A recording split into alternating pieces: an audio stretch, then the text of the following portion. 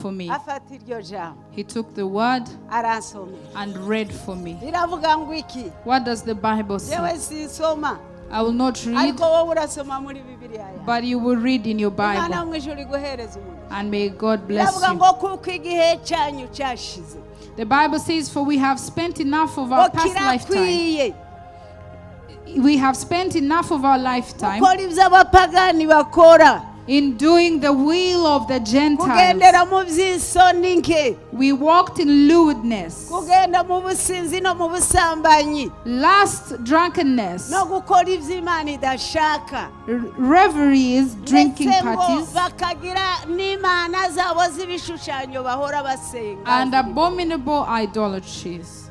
amaze kubisoma When he read this word, sinamenye ibyo ari byo I didn't understand the kuko message sinarimenyereye bibiri because I wasn't close to the ariko Bible. reka mbabwire But let me tell you, Imana yavuze when God has spoken, iyo yagushatse when God has iyo sought for you, yagutunze urutoki when God has pointed a abo finger on naho wazana iki you, whatever you bring before Him, izigukurikirana It will follow kugeza aho you igushitse aho yateguye kuzana until He takes you to where He destined you to be. Imana mu ijuru iguheza umugisha God bless mubwire you. inzozi zanje So I told him the dream I mubwire had. ukuntu umuntu yanganirije I told him how someone spoke ariko to me izo nzozi nananiwe kuzisoma and how I couldn't understand the dream. mubwire ukuntu nabonye inzu yanduye I told him how I saw a dirty house n'umushitsi wanje yanze kuyinjira and how my guests didn't want to enter. wa musore arambwira And this young man said, mama Domitira Mama Domitira, uwo ni Yesu that is Jesus. ahagaze ku muryango Jesus knocked on the door of your life. niwe wakomanze He was knocking. ashaka kwinjira mu He buzima wants to enter your life. iriya nzu yanduye The dirty house you ntabwo saw ari iriya y'agasongo is not the house you live in, n'umutima literally, wawe but it is your heart. uriya mwanda wabonye The dirt you saw in your n'ibyaha house byuzuye umutima wawe are the sins in your heart. uko ijambo riravuga ngo Because the word dore says, mpagaze ku rugi before I stand on the door ndakomanga and I knock, umuntu niyumva ijwi ryawe when you hear my voice akankingurira and open for me, zinjiriwe I will enter in your house sangire nawe and I will share with nawe you nanje and you will share with duhereze me. imana yacu icubahiro Glory to Jesus. imana yo mu ijuru ibahereze umugisha May God bless you. subiza wa musore ndakaye I was very angry with the young nabaye man. nka wa wundi wahuye na Yesu I was like the one who met Jesus, aramubwira ngo genda ugire gutya na gutya the one who he told to do nawe this and aravuga ngo that. ibyo byose narabikoze And he said, I have done all of aramubwira ngo that. nimba warabishoboye And he said, if you've genda done ufate that, ibyo ufite byose go and take all that you have nurangiza ubigaburira abakene and then feed the poor. ngo umusore arinjirwa And the young man was not ngo happy. afunga isura asubira He was inyuma not happy. ababaye cyane He frowned and returned uko home. niko byangendeye That's what happened to me. ndamubwira Tomasi we I told him, Thomas, kubera iki wandya umutima why would you speak to me like that? navukiye mu idini I was born in religion. nakuriye mu idini I was raised in religion. iminsi yose iyo nkoze icyaha All the days of my life when I zangenda sin, kwa padiri I go to the priest kihana and I repent akansengera and he prays for me. yarangiza akapisha pure yo gusoma And then he will give me the rosaries to read. ibyo byaha unshinja n'ibyaha nyabaki The sins that you accuse me of, what kind of sins arambwira are ngo they? sinje wabivuze He said, it is not I who ariko said ibyo it, wabwiwe ni ukuri but what you were told is the numva truth. umutima waje urababaye My heart was genda broken. ntamerewe neza kuri uwo mugabo I was not happy with Thomas. subira mu rugo rwawe I went back to my iryo house. ni itangiriro ry'ubutumwa bwanje And that is the beginning of my maze message. kugera mu rugo I reached home. numva nta mahoro mfite I didn't have peace. ndeba inzu yanje I looked at my house. mbona imeze neza It looked well. ndavuga ariko mana we uyu muntu yaje kumbwira iki I said, God, what has hari this ijwi man come to udashobora tell me? gucecekesha mu buzima bwawe But there is a voice you cannot silence in your life. tangira gukubura I started sweeping my house. tangira gutegura ingeregeri I started preparing my wegeranya vegetables. utuntu twanje twose I started organizing everything. ariko ngo ndangize nagira gutya nkabona ya pica ya yanzu y'umwana But every time I would see the picture of the dirty house, buri kintu nakora everything I tried to do, ndavuga ariko birya Thomas yambwiye ntibyaba ari ukuri. I said, maybe what Thomas told me is the truth. Reka mfukame nsenge. I said, let me kneel down and fata pray. ishapure yanje. I'll take my rosary. nari umugatulika 100%. I was a Catholic 100%. nagendaga nambaye shapure na shapurari. I would have my rosary every time and wear it. Sema amen. Amen.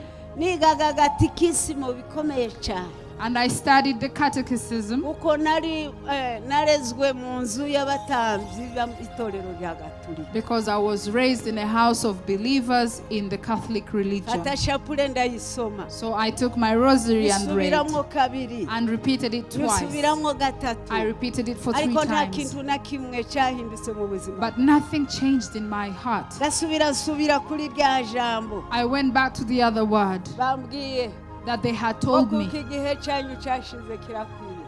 where the Bible says that we gukora have ibyo spent enough abapagani time. bakunda ugendera mu nzira z'abanyabyaha. We have spent enough time walking in the ways of the Gentiles, no gusambana, drunk and no gukora lustful, ibyangwa n'Imana byose, and walking in all forms of lewdness, ibigirwamana imbere akaba byo bihinduka, and have worshipped abominable idolatries. ndavuga Mana we wanyumvishije. I said, God, listen to me. Ca bugufi I humbled myself. ndasenga. I prayed.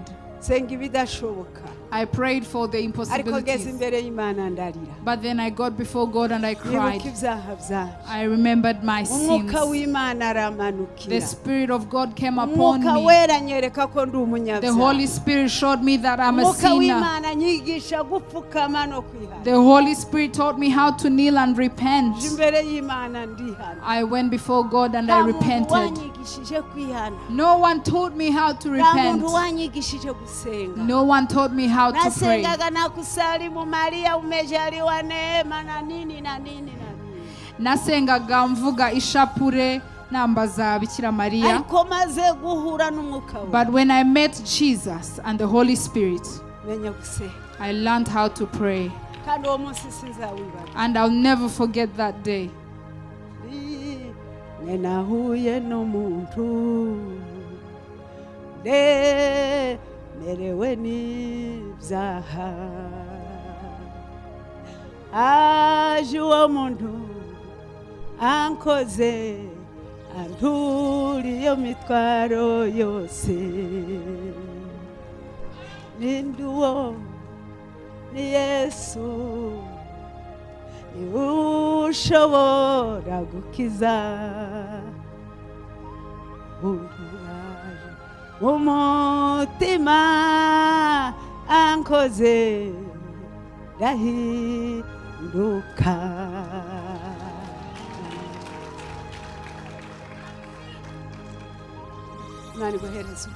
God bless you.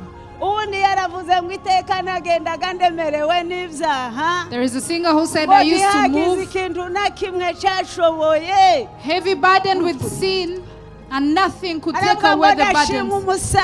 But I thank the cross and said, I thank the wonderful grave. And I thank the Lord Jesus. May God bless you. I prayed. I sought the face of God. I sought Him with my whole heart. I was full of the Holy Spirit. I spoke in new tongues. I was taught how to pray. I went before God with no shame. But from that day, in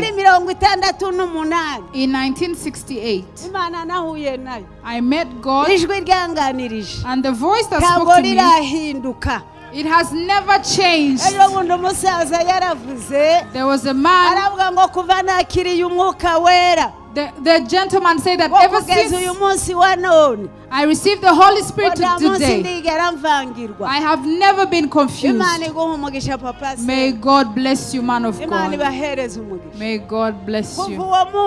From that day, I started to pray. Let me tell you the miracle that God did. After being filled with the Holy Spirit, The Protestants didn't embrace me. baravuga ngo nta mugatulika uzawuzuzwa umwuka wera. They said no Catholic can be baptized in the Spirit. abaporo nabo barampinga. So even the Protestants rejected me. abagatulika barampinga. The Catholics rejected me. naja mu nzu gusenga. I would go in the house to pray. abantu bose bakaza kunseka. And everyone would come to laugh ariko at me. umwuka w'Imana nyobora kuja mu butayu. But the Holy Spirit led me to go to the naja wilderness gusenga akagenda mu ishamba. to pray. I would go to the forest to pray. kirirwa y'umwuka yangendera nkararayo. I would spend the day there in prayer and even the night. Imana inyigisha gusengera mu butayu. God taught me how to pray outside of ariko the ibyo house. byose kwari uguhunga abantu baje kunseka. But I was running away from people who came to laugh at me. muri kwa gusenga mu ishamba. In that prayer in the forest, umunsi umwe Imana irangenda. one day God came to see me. niba ushaka kumenya ibanga ry'Imana If you want to know the secret of God, uzusohoka mu mujyi leave the city, ugende ku musozi. go to the mountain. aho niho Yesu yabaga.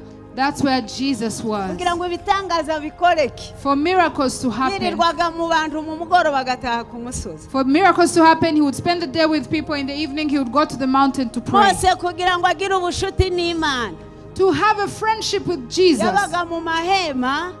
For Moses ariko to have yaje a friendship with kuganira God, n'Imana akazamuka akaja ku musozi. he would leave the tents and go to the ku mountain. musozi hari ibanga yewe. There is a secret in the mountains. egera mwene se umubwira ngo ku musozi hari ibanga. Look at your neighbor and tell them that there is a secret in the mountains. haragoye ariko harakenewe. It's difficult, but it is needed. vuga ngo haragoye ariko harakenewe. Repeat, it is difficult, but it is needed. Imana yo mu ijuru iguhereze May umugisha. God bless you. muri uwo musozi At the mountain, Imana irangenderera. God came to ubwo me. nari ntaraja mu ijuru. I had not gone to mfite heaven. amateka akomeye cyane. It's a very long iyo and strong nirebye mbona story. Imana mu buzima bwanjye. So I saw God in my life.